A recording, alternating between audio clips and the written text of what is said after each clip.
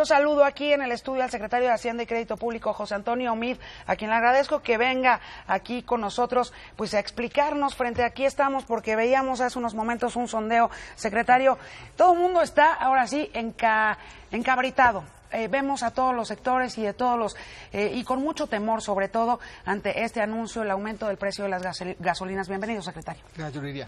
Claro, también nos preocupa el tema. A nadie le gusta dar malas noticias, a nadie le gusta enfrentar retos como los que tenemos enfrente como país, pero los enfrentamos con responsabilidad, los enfrentamos con seriedad y los enfrentamos después de haber evaluado todas las alternativas y de considerar que esta era la alternativa más conveniente desde muchos puntos de vista. Si me permites, doy un poquito de contexto a la decisión, a lo que está pasando y a lo que habrá de pasar en los siguientes días. Primero, México era de los pocos países del mundo en donde había un único precio de gasolina. Prácticamente estábamos acompañados solamente por Corea del Norte, por poner un ejemplo, en términos de los países que así administraban el precio del combustible. Y si uno se pone a reflexionar que en México se consumen todos los días 190 millones de litros de gasolina, eso pone en perspectiva que tratar de administrar el precio era complicado y no era conveniente desde el punto de vista de finanzas públicas y no era una buena forma de llevar apoyo a la población de menores ingresos. Se tomó la decisión hace un par de años de movernos a un esquema de precio máximo y permitir que pudiera empezar a haber competencia en el sector de las gasolineras. Aquí en la propia Ciudad de México hay diferencias entre unas y otras gasolineras de hasta 25 o 30 centavos por razones de esta competencia. Y después se tomó la decisión de movernos de un esquema en donde el impuesto era variable, esto es, cobramos un impuesto en México como la diferencia entre el precio de la gasolina aquí y el precio internacional. Cuando el precio de la gasolina aquí era mayor, se cobraba un impuesto y si era menor se daba un subsidio. Se tomó la decisión en el esquema en el que están prácticamente todos los países del mundo de dejar el impuesto fijo y de que el precio se moviera conforme se fueran moviendo los costos de la gasolina. Y eso fue lo que pasó ahorita.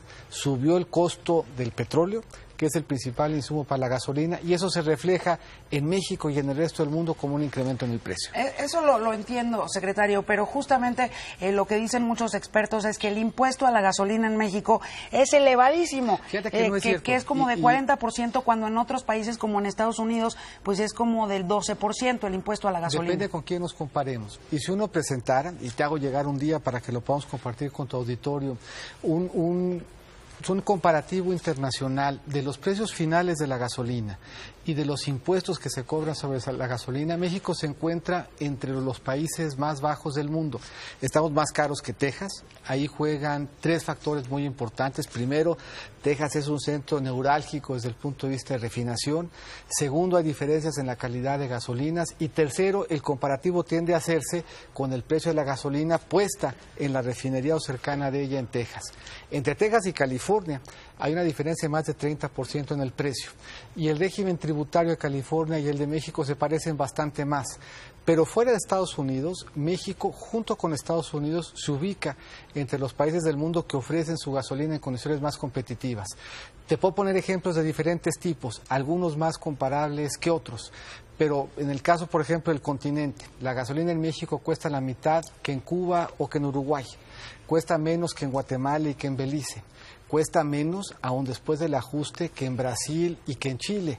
Cuesta menos que en Argentina y que Perú. Esto es, si nos comparamos con los países de la región, ofrecemos la gasolina en condiciones muy competitivas. Y el impuesto explica poco menos de la cuarta parte del valor final de la gasolina. El grueso de lo que cuesta la gasolina en México se explica por lo que cuesta el petróleo, la cuarta parte por costos de logística y por margen, y como la cuarta parte por el impuesto. Y por cierto, de estos tres rubros, el único que bajará el año que entra es el impuesto.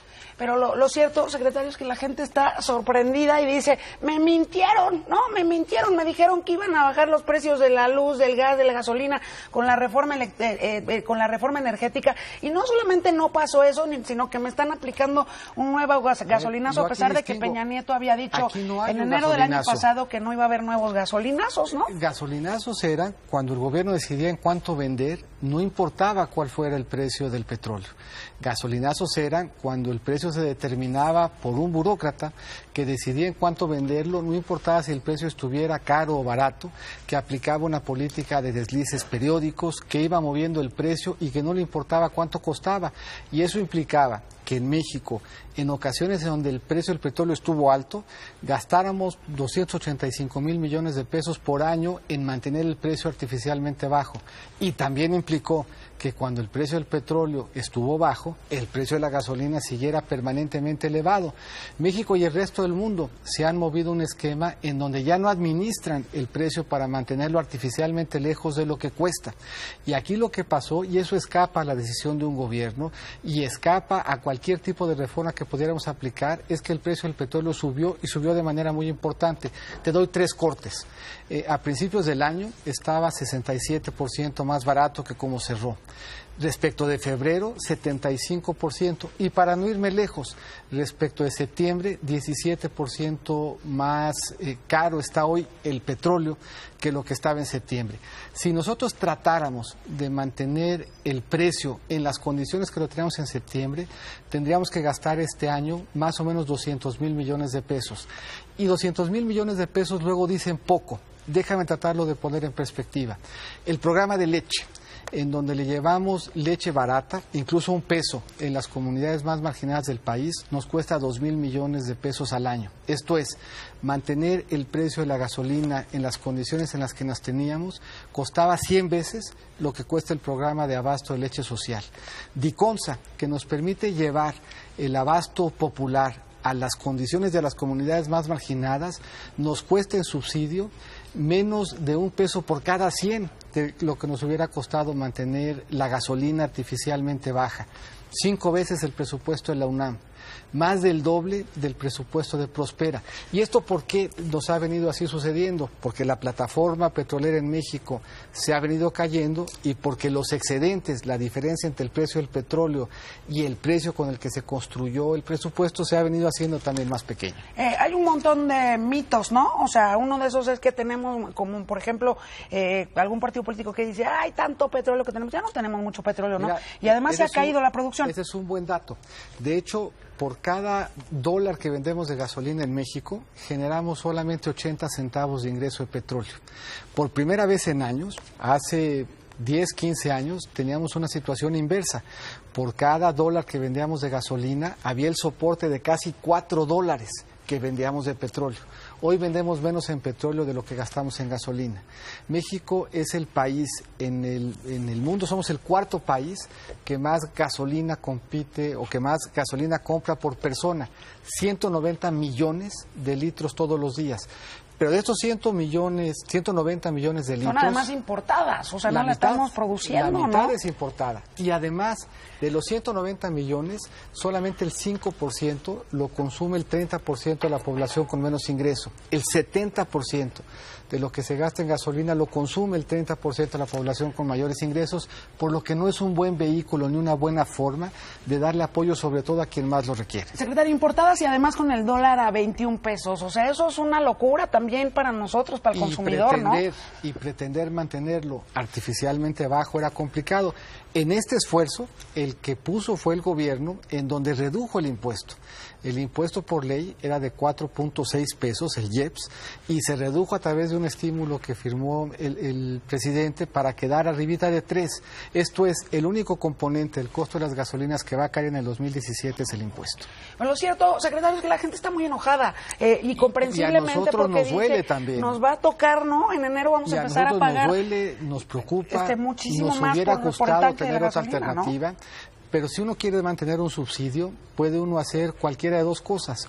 O cobrar más impuestos, y entonces de lo que estaríamos hablando ahorita tú y yo es de dónde y a quién le vamos a cobrar esos impuestos adicionales, o de recortar programas, y estaríamos ahorita preocupados por cuáles son los programas que vamos a recortar para acomodar estos 200,000 millones de pesos que nos hubiera costado. Es la mitad, por ejemplo, de todo lo que gasta el IMSS en un año. es el doble de Prospera. No es una buena forma de mantener los programas y de darle el apoyo a los que más requieren que el mantener artificialmente los precios bajos. Ay, secretario, por eso sí, ahí le van a dar sus valesotes de gasolina a los diputados y a los senadores, ¿no? Pues tampoco se vale, pues, ¿no? Te lo pongo en perspectiva porque es un buen dato y lo leemos en las redes y compartimos de nuevo la dificultad y sabemos que la es. Si mañana desapareciéramos a todos los mandos ¿quiénes son los mandos del gobierno federal? A todos los secretarios, a todos los subsecretarios, a todos los jefes de unidad, a los directores generales, a todos los mandos del gobierno federal, nos alcanzaría para subsidiar las gasolinas más o menos 20 días.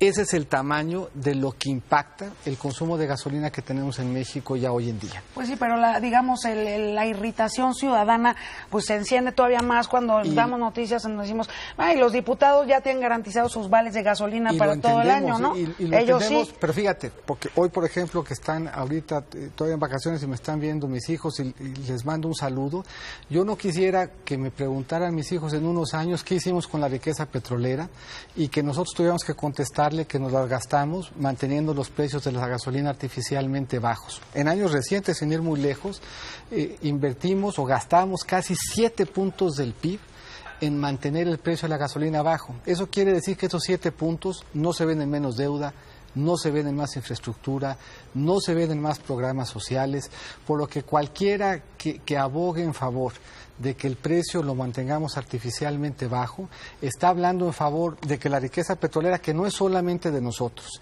que es del país, que es de nuestros hijos y que es de nuestros nietos, lo usemos para un subsidio en gasto corriente por la vía de tratar de mantener un precio que no controlamos. Al final del día, el que consume gasolina, lo que está es consumiendo un derivado del petróleo. Y si el precio del petróleo sube, en México y en el resto del mundo el precio de las gasolinas se ajusta. México va a ser, después del ajuste, uno de los países en donde el incremento haya sido el menor y en donde el precio final al consumidor se encuentra entre los más competitivos del mundo. ¿Qué le responde el secretario de Hacienda a las personas que dicen mejor ni hubieran hecho la reforma energética para esto, pues, ¿no? No tiene nada que ver con la reforma energética. ¿En qué se ve la reforma energética? Se ve en inversión, se ve en empleo, se ve en tecnología, se ve en capital que traemos del resto del mundo. ¿En qué más se ve la reforma energética? Se va a ver en inversión en ductos, en transporte, en competencia. ¿En qué no se ve la reforma energética? No podemos controlar el precio del petróleo en el mundo.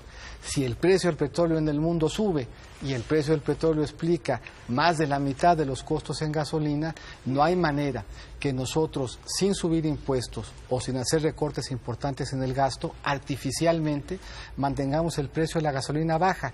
Eso no lo puede hacer México y no lo hace ningún otro país del mundo. ¿Qué vamos a hacer los mexicanos de a pie, secretario, cuando este aumento en las gasolinas termine reflejándose en aumentos generalizados de precios? Mira, tú lo decías al principio del programa, cuando citabas al Banco de México.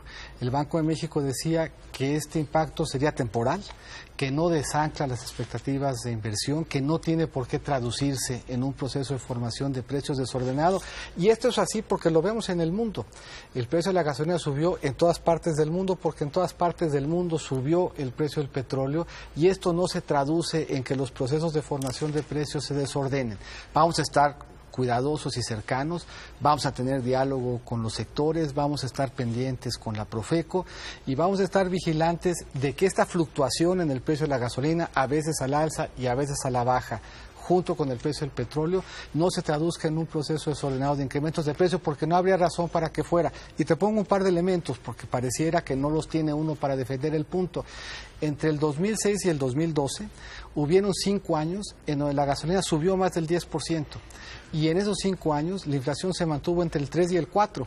Y como tú citabas al principio del noticiero, lo que el Banco de México espera es un impacto transitorio y que a finales del año la inflación se ubique de nuevo en la meta que tiene el banco de 3 más menos 1 de inflación. Ahí habremos de ubicarnos. José Antonio Meade, siempre te han tocado momentos bien complicados para ser secretario de Hacienda. Te tocó la crisis de 2008, te toca ahora también pues este entorno internacional y también nacional que no es sencillo. pues espero que seas tan responsable como lo has sido siempre con las finanzas de nuestro país. Atrás de esta decisión hay un principio de responsabilidad, hay un principio de cuidado de las finanzas públicas, porque sabemos que si las finanzas públicas se desordenan, eso es lo que más acaba afectando a las finanzas de la familia, a las finanzas del ciudadano de a pie, como tú comentas, que es el que más se afecta cuando un gobierno deja de tomar decisiones responsables. Este las está tomando, está asumiendo el reto de explicarlas, de explicar por qué está pasando lo que está sucediendo en México, de ponerlo en perspectiva con lo que pasa en el mundo y de estar cerca de los sectores para cuidar que esto no se traduzca en incrementos de precios desordenados en perjuicio de la ciudadanía. Pues te agradezco muchísimo estos minutos aquí en la segunda emisión de Imagen Noticias para explicarnos, ¿no? Porque estamos desconcertados, la gente está temerosa, ¿no? Y enojada también. Y por eso acá estamos dando la cara y explicando con toda transparencia qué pasó, qué es lo que estamos reflejando en los precios, dónde estamos haciendo los apoyos en impuestos, y habremos de seguir permanentemente explicando de cara a la ciudadanía las decisiones que estamos tomando. Muchas gracias.